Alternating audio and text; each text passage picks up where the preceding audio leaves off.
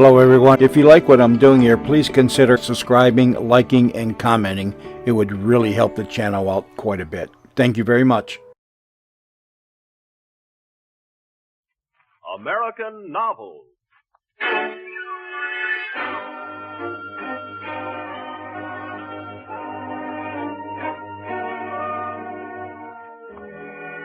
In the proud rediscovery of our past, Americans are turning with more and more enthusiasm to our first renowned national literary figure. The New York in which he was born in 1783 furnished an inexhaustible treasury for the freshness and excitement of his writings, as well as for the enjoyment of all who were to read him. NBC's University of the Air brings you one of his beloved stories as narrated by the author under his pseudonym of Dietrich Knickerbocker. Another in our series of books that live, Washington Irving's Legend of Sleepy Hollow.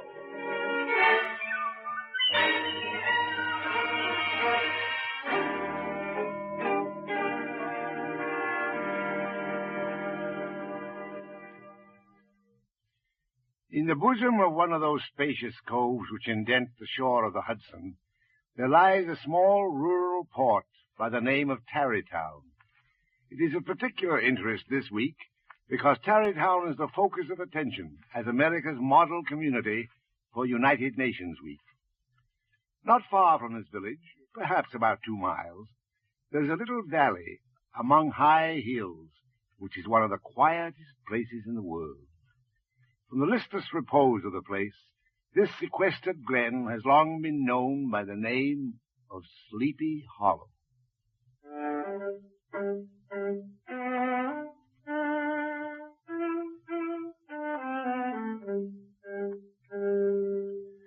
A drowsy, dreamy influence seems to hang over the land and to pervade the very atmosphere. Most of the good inhabitants would have you believe that the neighborhood was at one time bewitched.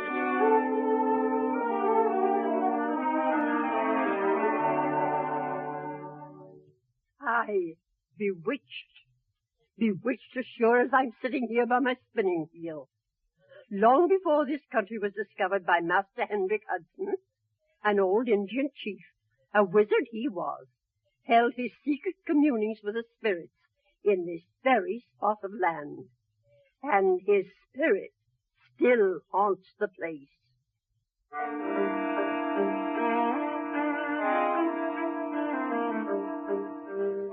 Yes, indeed. The whole neighborhood abounds with local tales, haunted spots and twilight superstitions. But this is one specter who seemed the commander-in-chief of this region, the apparition of a figure on horseback without a head. And woe be to those of ye who would scoff at him. He is as real as the living who ride the hills by day. It is the ghost of a Hessian trooper whose head was carried away by a cannonball during a revolutionary battle. And in the gloom of night he rides along on the wings of the wind in search of his head.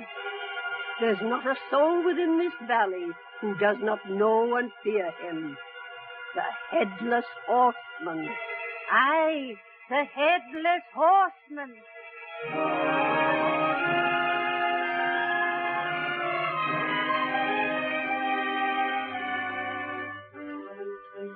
To this by-place of nature, some 15 years after the Revolution, there came a personage from the state of Connecticut. He was tall and lank, with narrow shoulders and hands that dangled a mile out of his sleeves. His feet might have served for shovels, and his whole body was so loosely hung together that to see him striding across a hill with his clothes bagging about him, one might easily have mistaken him for some scarecrow eloped from a cornfield. His name was Ichabod Crane. The main duty of Master Crane was to instruct the children of the vicinity.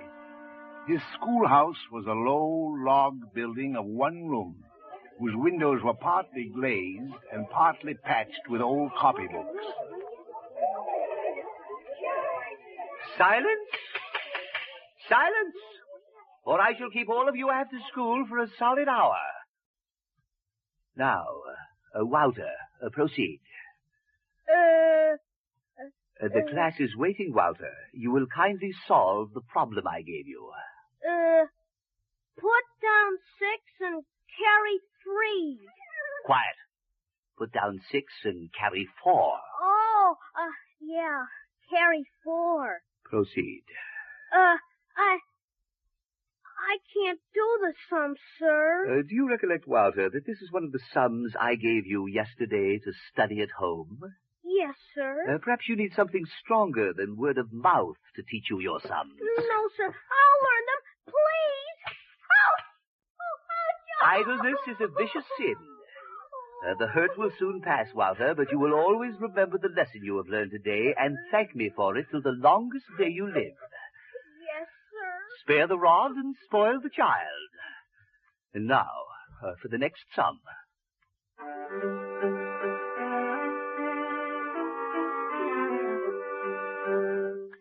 The lordly sway with which he ruled in his little empire, the school, was only one facet of Ichabod's nature, however. Since he lived a week at a time with the farmers of the neighborhood, and since he was an amazingly huge feeder, it behooved him to make himself both useful and agreeable to his patrons.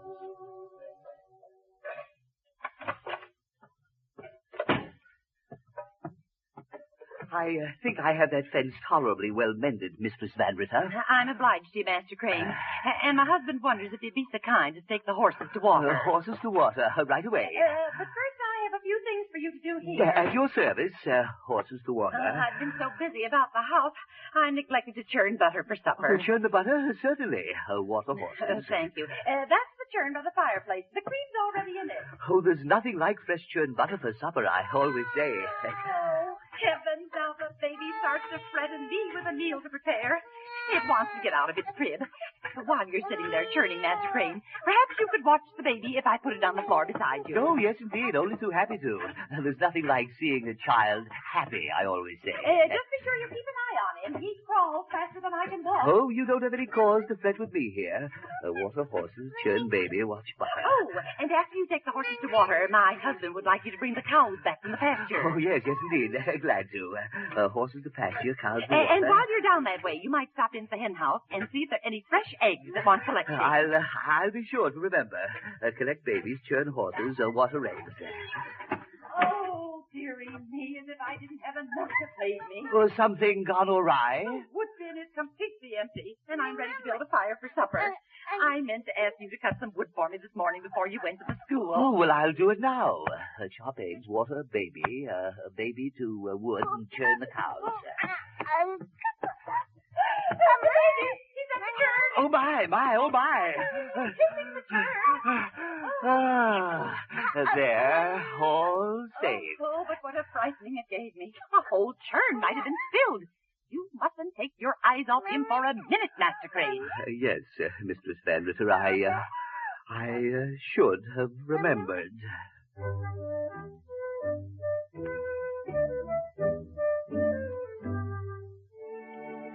But for all his trials, Ichabod had his pleasant moments, too.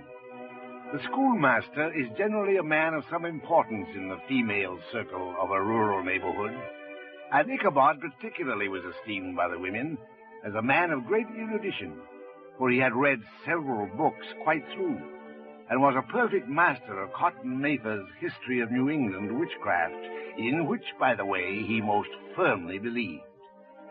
So it was that he spent many a long evening with the old Dutch wives as they sat spinning by the fire, with a row of apples roasting and spluttering along the hearth, swapping tales of ghosts and goblins.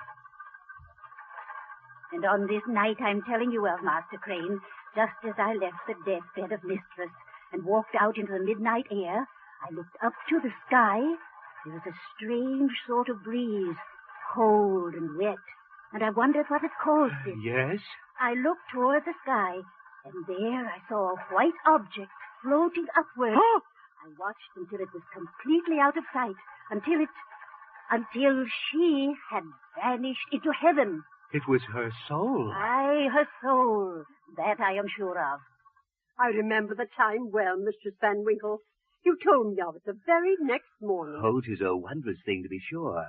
It brings to my mind a somewhat similar experience I once had in my native state of Connecticut. Oh, tell us about it. I do, Master Crane. I was traveling from one village to another late at night when I came upon a house. Aye, the faithful with you. It was a lonely, completely abandoned place, but I was glad of any roof at that point. I had a terrible time getting my horse up to the house. He balked and neighed in a terrible manner. He knew. He knew. Aye, mistress, it was a haunted house. There was the sound of a ghostly fiddle that filled the air, and now and then I heard snatches of crazy laughter, and footsteps up and down the creaking stairs, though no one was even to be seen. I called out, "Is anyone here?" But I got not an answer. What a brave man you were, to call to a ghost. Well, there's really nothing to be feared from the dead. Then I searched the house. Oh. But not a soul did I find, though the footsteps accompanied me wherever I went. Finally, the rain ceased. I left the house and climbed up on my horse, who took off like the wind, so glad was he to be free of that place. And, if you will believe it, many times after that, in the light of day, I traced the path of that diresome night, and I've never been able to find that spectral house. The spirits carried it away after you found their hiding place. So I have come to believe. It is not many men would have had such courage as yours, Master Crane. Well, Aye, that is right. I can see that he will not hold a terror for you. He does for so many of us in Tarrytown and Sleepy Hollow. He? A headless horseman. Yes, the headless horseman. You've surely heard of him by now. Buried in the churchyard on the hill. Oh, yes, to be sure I've heard of him. Have you, perchance, seen him? No, no. Ah, but you will anon. Yes. You will. Yes, well, I fear it's growing late. I'd best be going. Oh, tarry a while. I can tell you many tales concerning the headless horseman. At another time, I should very much relish it, but now I really must be on my way. Very well. But welcome any time, Master Crane. Thank you kindly. Oh, see, dark and moonless night. Aye, pitch black. Well, I'd better. I wonder, Mistress Van Winkle, if you have a lantern you might spare me for the walk home, just that I may not trip upon fallen logs and stones. Just a small lantern.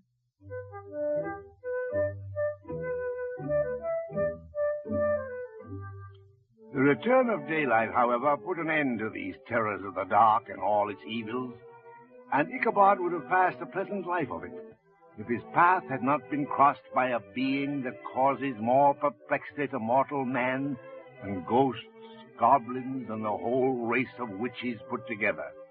And that was a woman.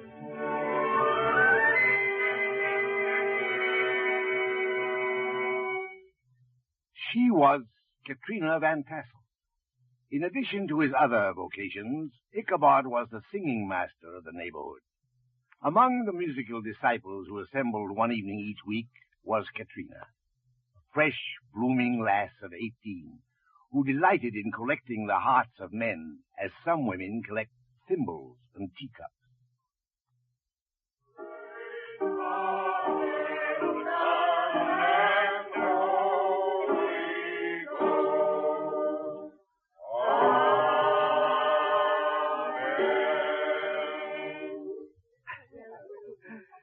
Well, I think that was a very good rendition. What think you, Miss Van Tassel? Oh, indeed it was, Master Crane. We have improved so very much since you began instructing us in psalmody. Oh, well, thank you. Thank you very much. You're very kind. Oh, and you are far too modest. Well, of course, one evening a week is scarcely enough time to give to such an important matter.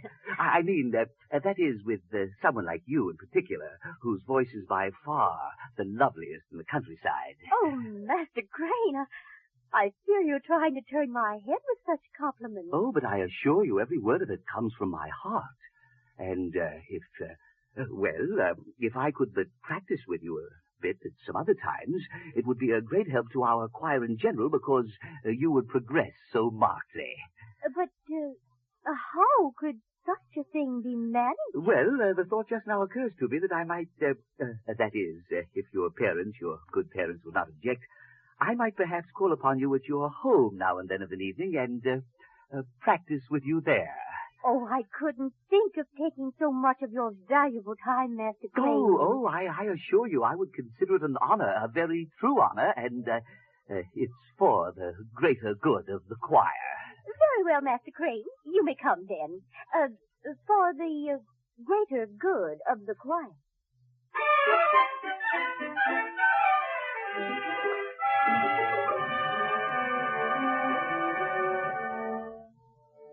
Already smitten by her personal charms, when Ichabod entered her paternal mansion, the conquest of his heart was complete. For the Van Tassel farm was by far the richest in the land, and Katrina, an only child, would someday inherit it. To our penniless pedagogue, these vast expectations caused his imagination to run riot.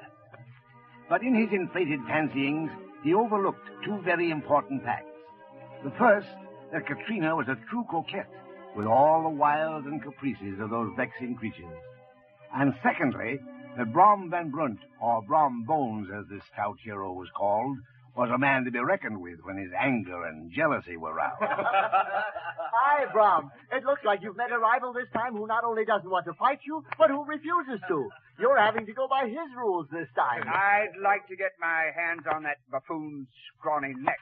What would you do to him, Brom? Tell us. I'd double him up and lay him on a shelf of his own schoolhouse like a bundle of kindling wood. That would be a sight. I'd stuff him inside one of his dunce caps. Why don't you then? You know very well why. The laggard won't give me a chance. He refuses open warfare, hides from me, covers up his attentions to Katrina under the guise of teaching sovereignty. Bah! Well, perhaps you could at least think of some trickeries to plague him, Brom. And who do you think it was who smoked up the schoolhouse the other day by stuffing up the chimney?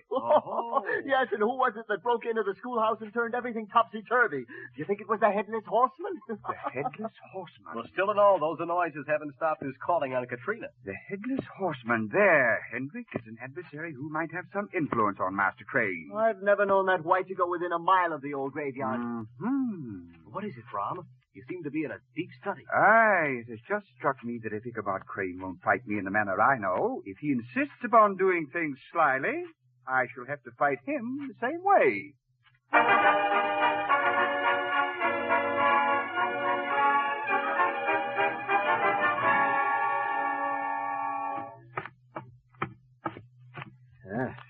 Well, Master Crane, your hair is unusually well combed this evening. In fact, you have about your whole person a rather festive air. Oh, indeed, a festive occasion, Mynheer Van Ripper. You see, Mynheer Van Tassel and his good wife are entertaining at a quilting frolic this evening. It shall be quite a merry-making affair. Yes, I'm sure. Well, enjoy yourself. Oh, thank you. Mynheer, Huh? I never like to ask favors of those who are so kind as to house me, but I wondered, in this particular instance, if you would be so good as to make me the loan of your horse for the evening. Gunpowder? Oh, that is, of course, if you're not planning to use him. All right. But remember, Gunpowder's just a plow horse, and an old one at that. Oh, I shall be more considerate of him than you can imagine. Yes. All right. Take him. Oh, I can't tell you how grateful I am. As I said, I plan to make this a memorable occasion.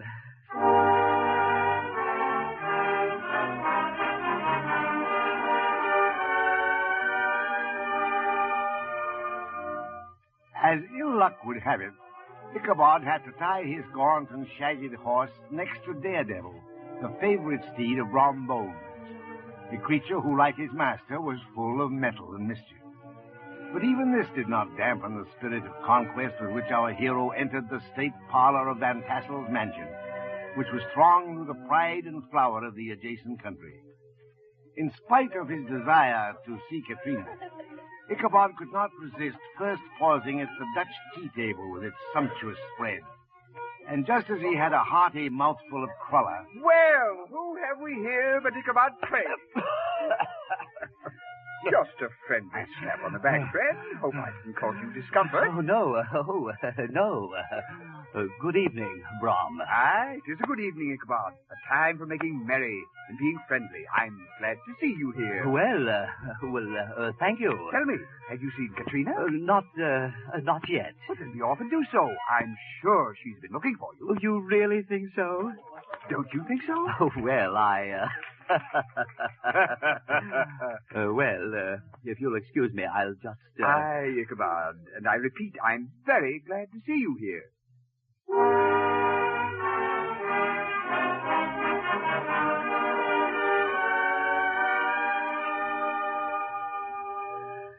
Katrina, in truth, you are the flower of all the lasses here. Oh, Ichabod, you must not flatter me so. Oh, but Katrina, I'm most sincere. Everything I say to you is spoken with the greatest of honesty and feeling. Oh, I must ask that you excuse me. My mother is beckoning to me from the other room. Oh, so many people demanding her attention, I scarcely have a word with her. Oh, but that's not her fault. My chance shall come.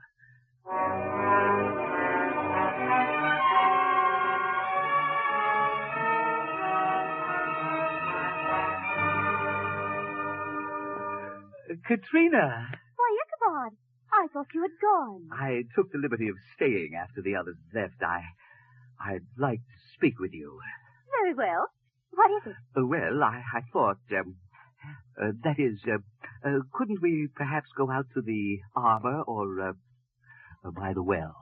It's turned quite chill out. I'd rather stay inside. Oh, but it's... You may say whatever it is here. Well, it wasn't so much something to say as to ask. Then ask me. Oh, well, I'd like to speak to your father. Oh, I thought you wanted to speak to me. Oh, yes, but that is, I would like to speak to your father about you. I'd like to ask for your hand. My hand? In marriage. In marriage? In marriage? Marriage?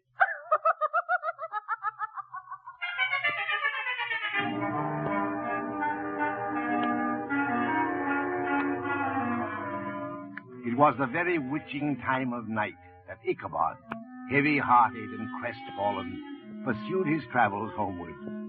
In the dead hush of midnight, no signs of life occurred near him. All the stories of ghosts and goblins that he had heard in Sleepy Hollow now came crowding his mind. The night grew darker and darker. The stars seemed to sink deeper in the sky. He had never felt so lonely and dismal. He was, moreover, approaching the giant tulip tree, where many people said was a favorite spot for ghosts and goblins. As Ichabod approached this fearful tree, he began to whistle. Then, as he drew a bit nearer, his large green eyes grew ever bigger. Oh, there's something white hanging in that tree. Oh, no. Only a spot where lightning escaped it and laid the wood bare. Come on, Gunpowder. What was that? Oh, but two boughs of the tree rubbing against each other. Don't be afraid, Gunpowder. If there were but some way to get back without crossing Wiley Swamp. All who know say it's a haunted stream. I shall give Gunpowder a score of kicks, and then we'll cross the bridge quickly. Now. No, you're going the wrong way, Gunpowder. We must cross the logs, not run beside them. Giddy up! Now, turn around, Gunpowder. What was that? Oh, something in the shadow of that grove. Something black and towering. I must show it I'm not afraid. Who are you? Who are you? He doesn't answer. I must get away. Come on, Gunpowder. Oh, it's coming out of the shadows. But it's still so dark I can only tell it's a horseman, large, on a powerful horse. Perhaps we can outride him. Oh, he's riding fast, too. I don't like this. Perhaps if we lag behind, he will pass us, Gunpowder. He's slacking with us. Oh, we're coming to a rise in the ground where it's lighter. Perhaps I shall recognize him. He's headless. Oh, He's carrying his head before him on the saddle. He's chasing us. Faster, faster, Gunpowder. I shall have to hang onto your neck, Gunpowder. If we can just reach the bridge, we shall be safe. The headless horseman has not crossed there. Oh, he's right behind us. I can feel the breath of the horse on my neck. Come on, Gunpowder. Over the bridge at last. Oh, he's rising in his stirrups. He's throwing his head at me.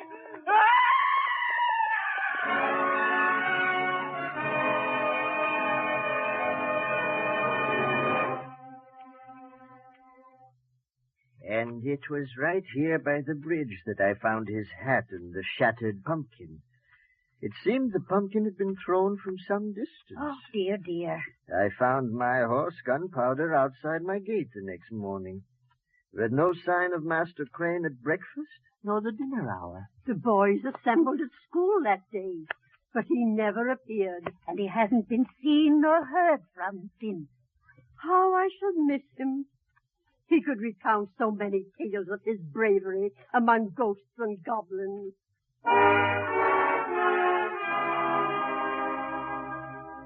Some years later, an old farmer who had been down to New York on a visit reported that Ichabod Crane was still alive, had studied law, and finally been made a justice of the 10-pound court. Brom Bones, too, who shortly after the disappearance led Katrina to the altar, was observed to look exceedingly knowing whenever the story of Ichabod was told. And he always burst into a hearty laugh at the mention of the pumpkin, which led some to suspect he knew more than he chose to tell.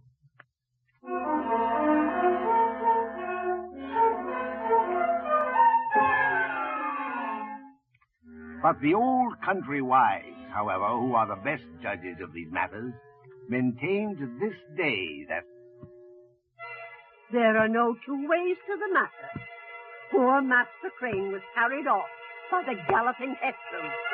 He was spirited off to another world by the headless horseman. Aye, the headless horseman.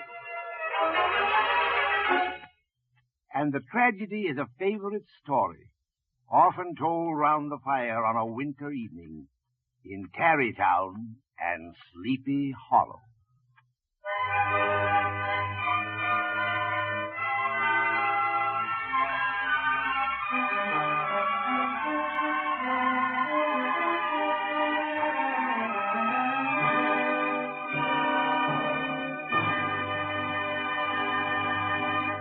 The Legend of Sleepy Hollow by Washington Irving is one of America's novels, brought to you each week by the NBC University of the Air. Listen next week to a radio version of Little Women by Louisa May Alcott. And remember that there's a world of entertainment and information to be found in your local public library.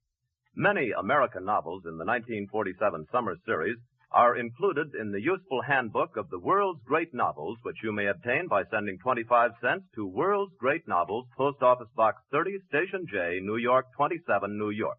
That's Post Office Box 30, Station J, New York 27.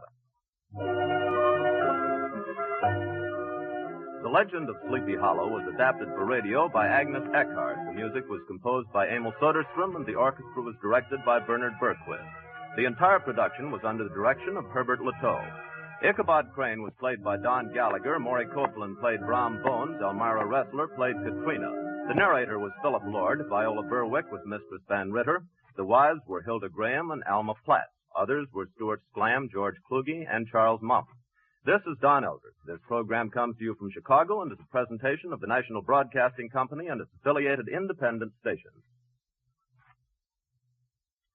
This is NBC, the National Broadcasting Company.